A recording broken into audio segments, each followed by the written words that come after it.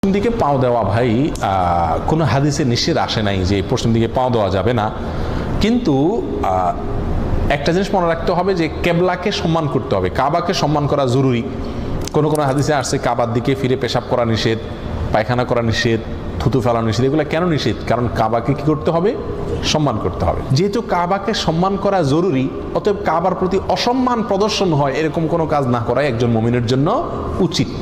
আর কোনো আচরণকে সম্মানজনক বা অসম্মানজনক মনে করা না করা, এটা নিতান্তই একটা পারিভাষিক বা সামাজিক বিষয়। আপনি ফিলিপাইনিদেরকে দেখবেন, ফিলিপাইনিরা যখন কথা বলে তো এরকম করে, দেখছেন?